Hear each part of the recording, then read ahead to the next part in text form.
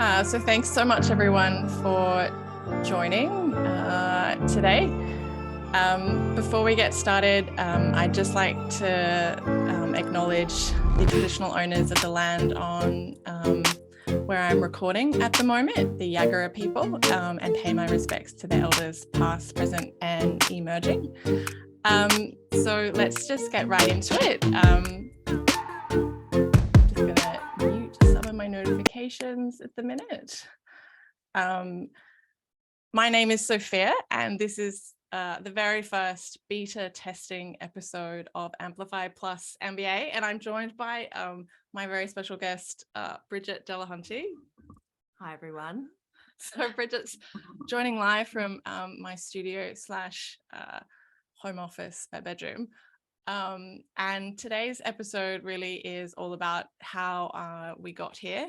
So I'll be talking a little bit more about Amplify MBA and what that is all about. And essentially the theme of today is how entrepreneurship and curiosity can help MBA graduates in achieving fulfillment and joy.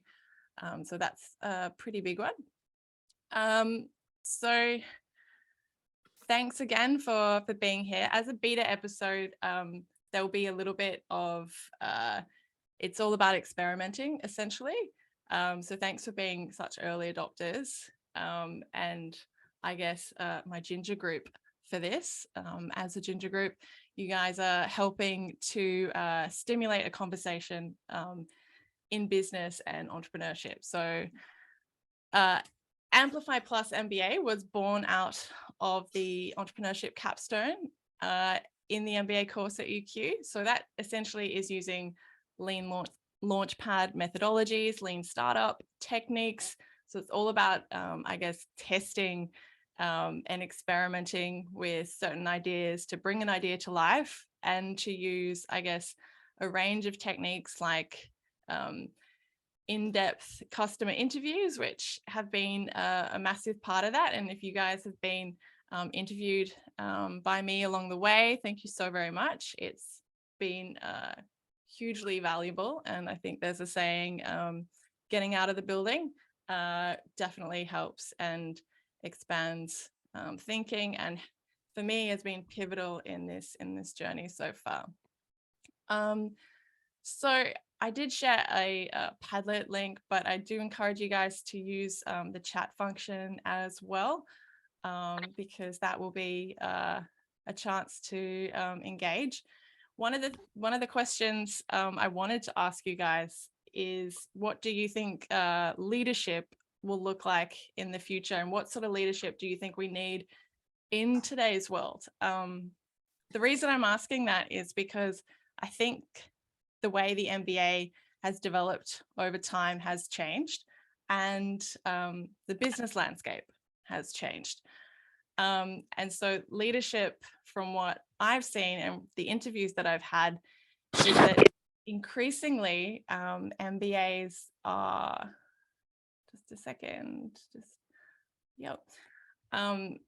care a lot. They care about solving big worldly social problems. They care about fulfillment and meaning and their whole person and their whole life, rather than simply just work and career. So that's a sort of a change. And I think we see things like passion and inspiration, and that's really about connecting to what people care about. So I can see Bridget here, and I kind of keep leaning towards Bridget. I've not fully introduced her. I had planned on doing that in a second. So I'm going to do that now. I'd like to introduce my special guest for this episode, Bridget Delahunty. So please do find Bridget on LinkedIn and connect. Thanks for joining us. Thanks for having me. I'm very honoured to be your first guest of your live webcast.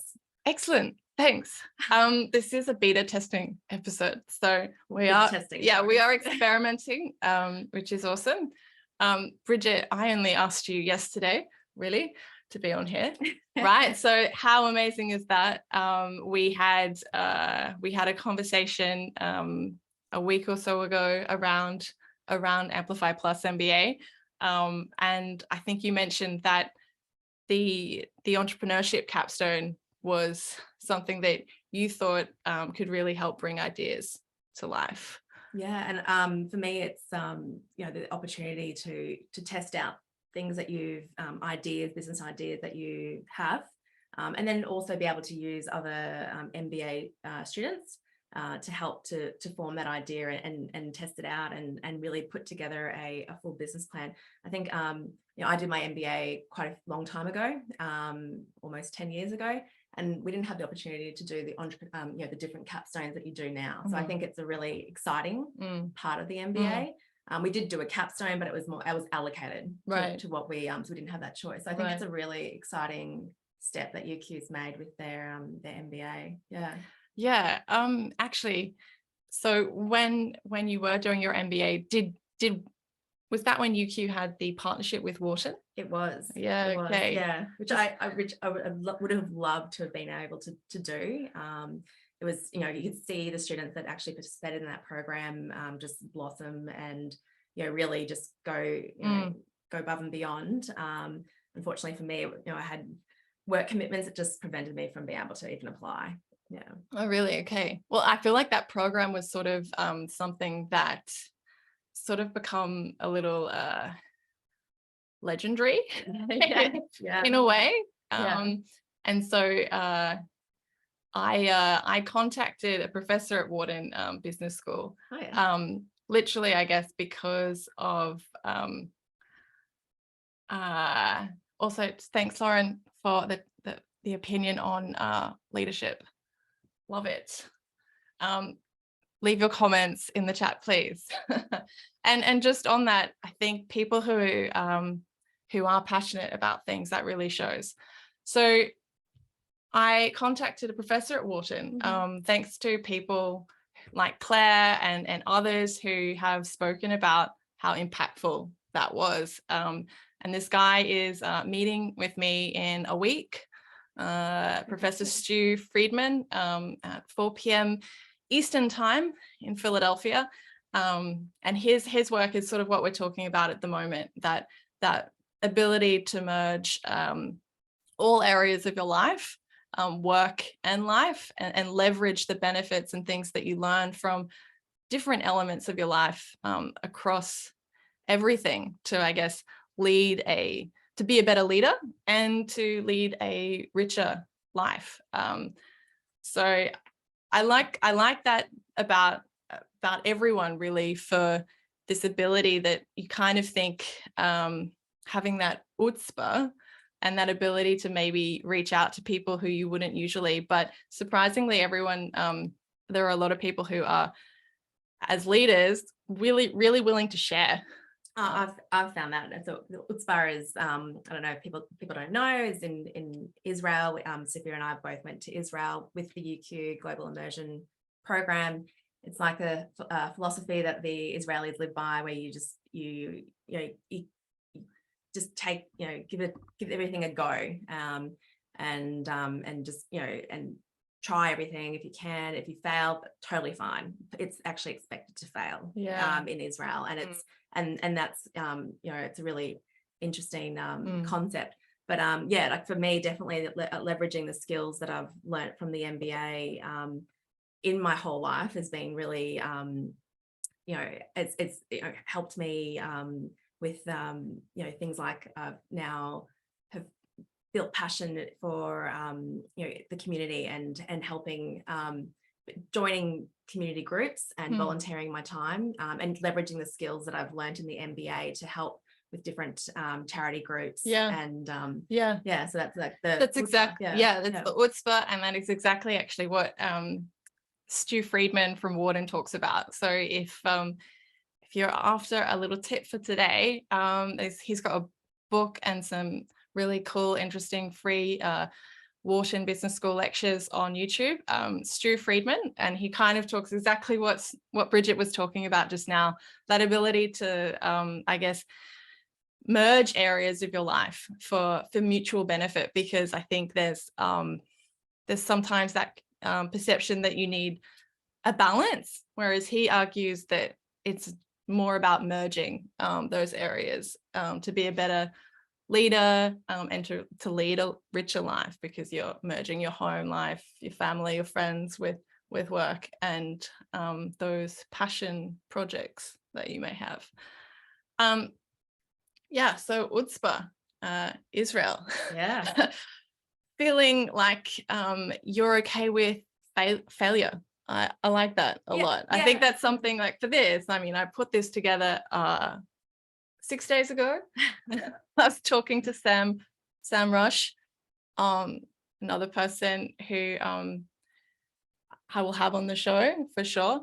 And yeah, I think part of this lean launchpad methodology is to really move quickly, and the quicker that you move and the speed that you to make those changes in development and that agile development and iterating, that the quicker you're able to get a better product, or even to see if the product is that right product to market fit, or the customers or whoever you're working with are actually getting something meaningful out of it. So I definitely learned that here, even though there was fear involved.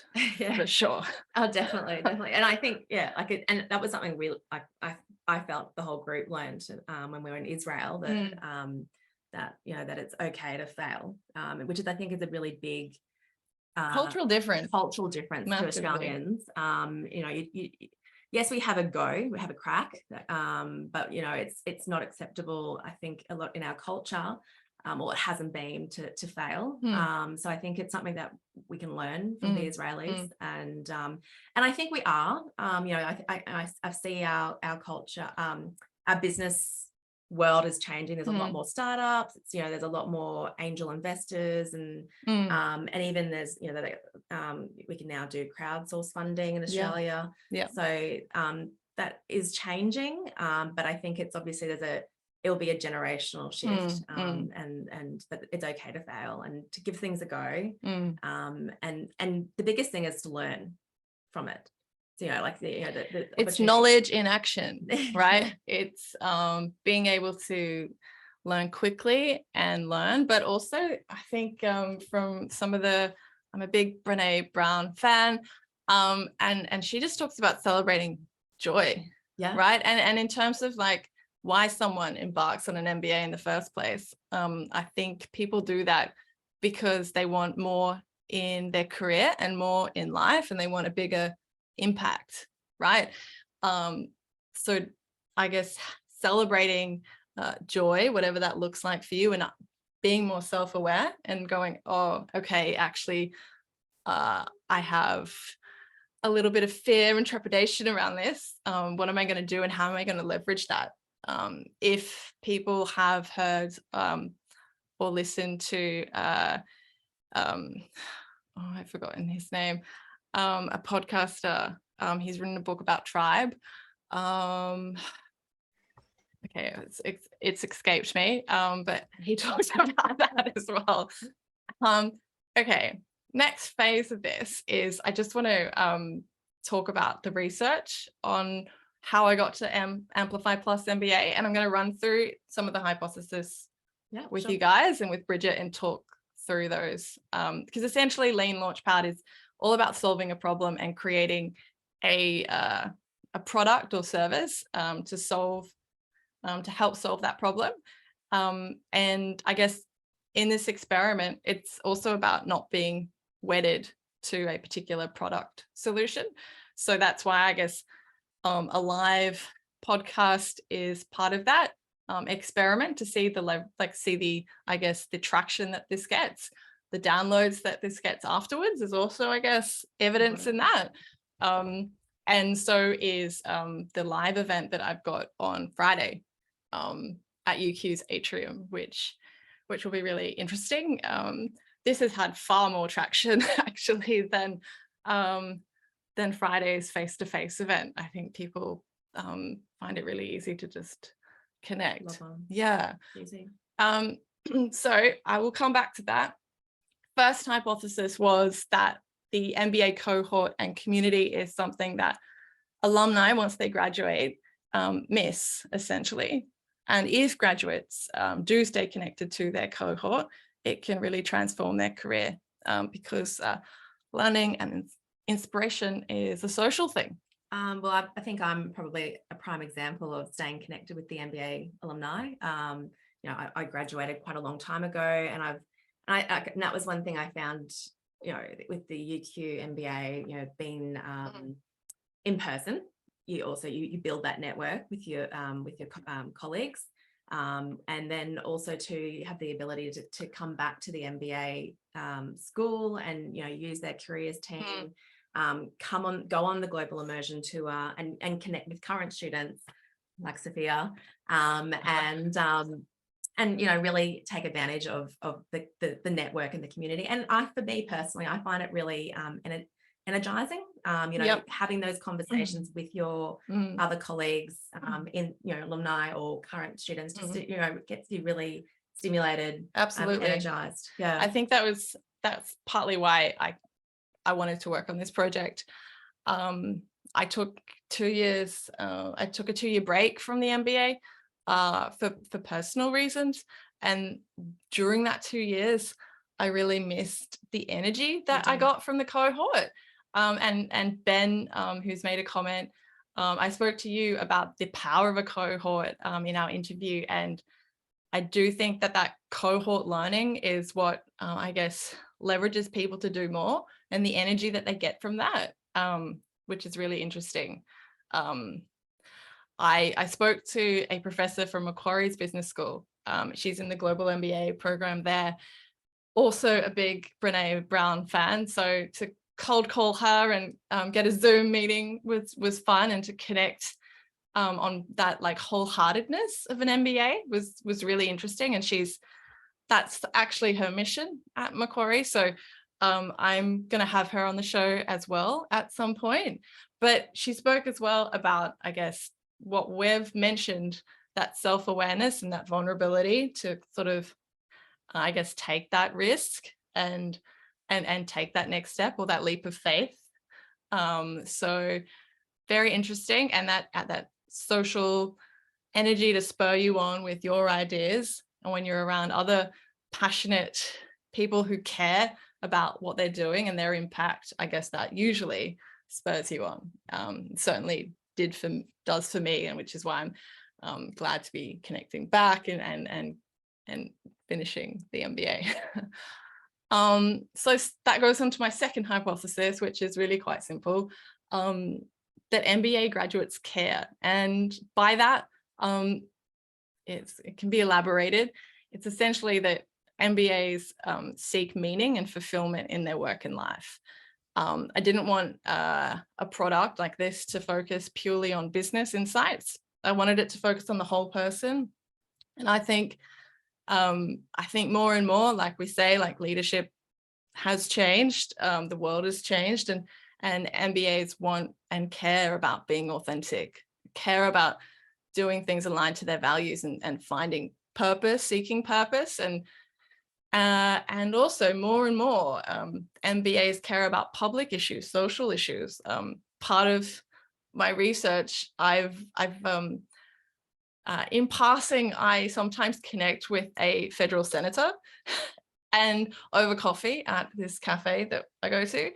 And surprisingly, you'll be maybe interested to know that more and more politicians have MBAs, which is really interesting, from all sides of politics, every side, which is quite interesting. So it's not just a master's of public policy politicians are getting, they're also getting MBAs, which I thought was kind of cool. Yeah, that is good. Yeah. Kind of interesting to know. And I think that's part of the trend, that we have this innate desire in us when we're entering the MBA, and it stays with us as we're hungry for curiosity, hungry for that authenticity, post-graduation, not just when we make that next promotion or get the next job.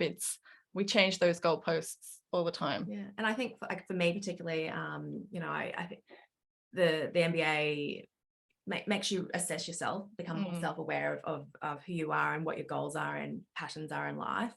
And for for me, I started to get more involved with, realize that work isn't just everything, and that I wanted to have more of an impact on the community. So for me, I'm now a director in a charity that support women and children in Ethiopia. I'm on a giving circle committee, and that's a group of women in Queensland that support people in Queensland in need. And then I also have got involved with my my old high school and involved with their committee there, and supporting that committee, which is also involves with fundraising and so that was an element of my life that I felt that I wasn't sort of satisfying, and and from the skills that I've learned in the MBA, I can I've leveraged them and use them for benefit in those organizations. I think that's really interesting, and I think probably certain times in our life we go all in, and there's nothing wrong with going all in one area, but I guess that being self-aware and going okay, and that 360 self-assessment of your own self, and kind of going, where else do I want to make an impact and leverage what I've learned in the MBA or in my work or in my career to make the most and have mutual benefits socially, community, career-wise. Definitely. Definitely. The what you're able to achieve is, it makes you feel more full, but also the benefit of, you're helping these people who otherwise wouldn't, have the funds to be able to get the projects done that they, the charities would need that is leadership in action.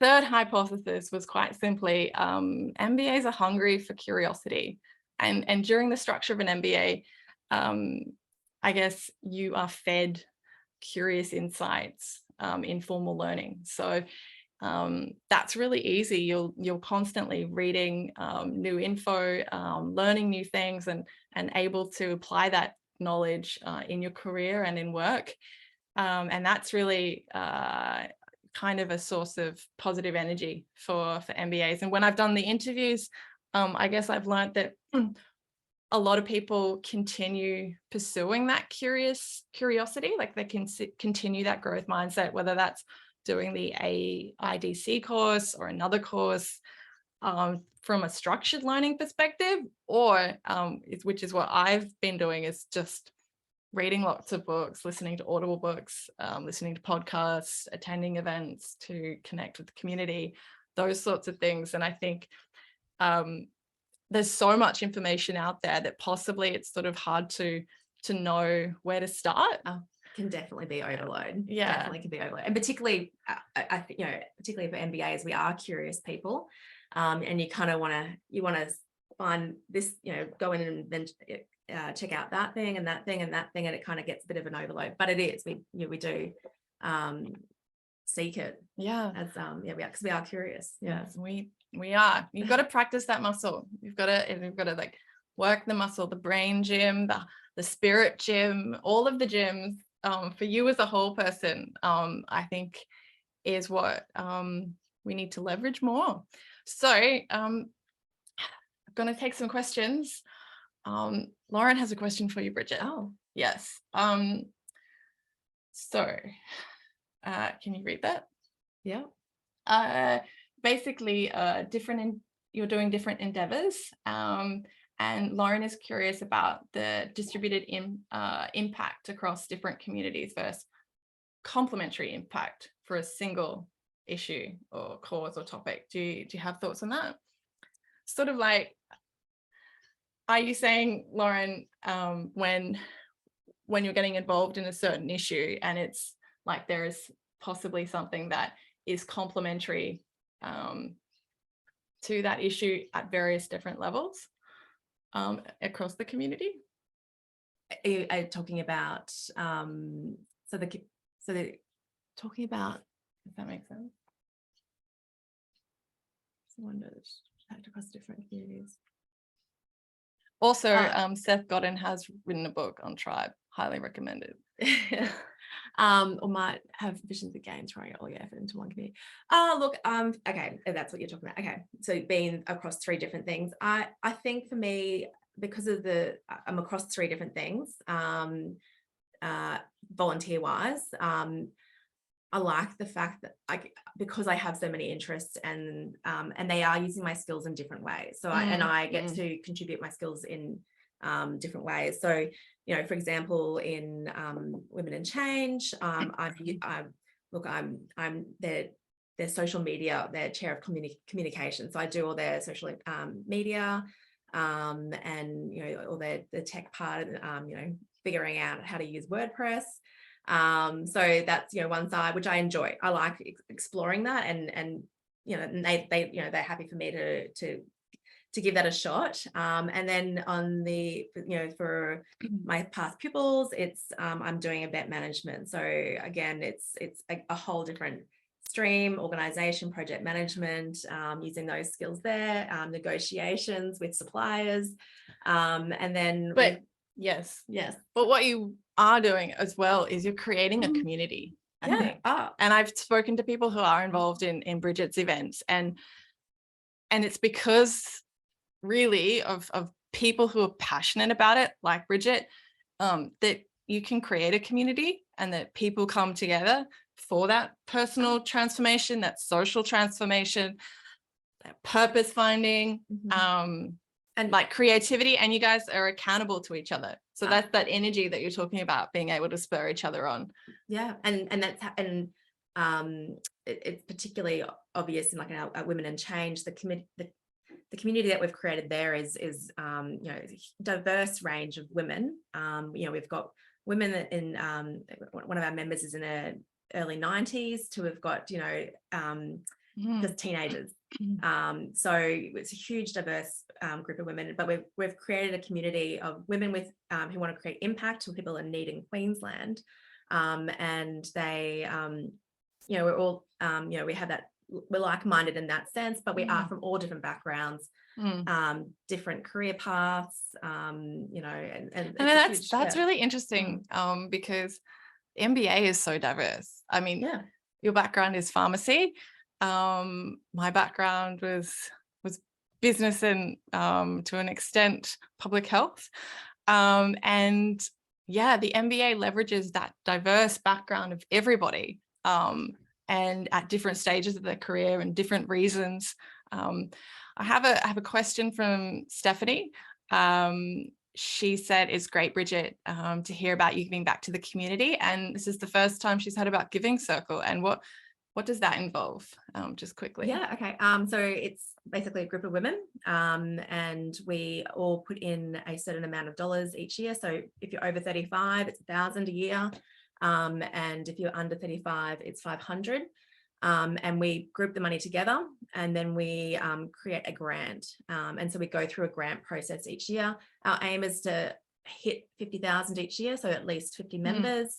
But in the last couple of years, you know, with social media and different events that we've had, we've, you know, managed to get over 100 members. So this year we're actually giving $50,000 twice to 2 different charities, and we have made the decision that we won't go above and beyond the 50,000. But it's, and then the remaining dollars will go to we have like a pitch night basically where we've that's so cool. Yeah, it's really cool. It's like Shark Tank, but for charities. Yeah, right. And we help guide them on that process too.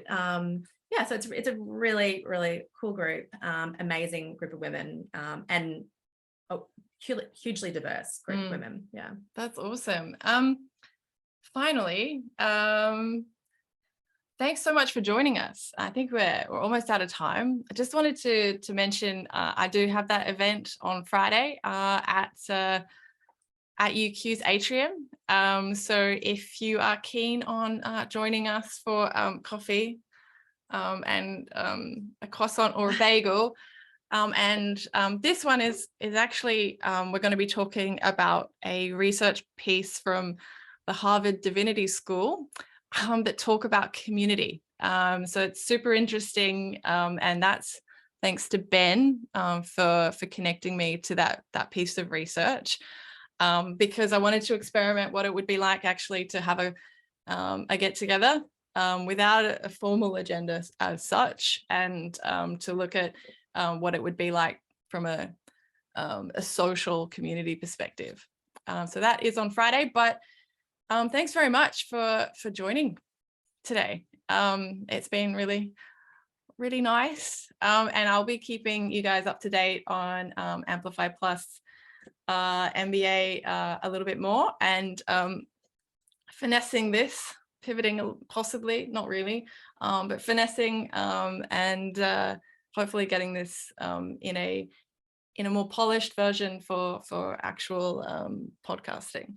So, and I just want to say thank you, Sophia. It's been great to be your first guest for the live event.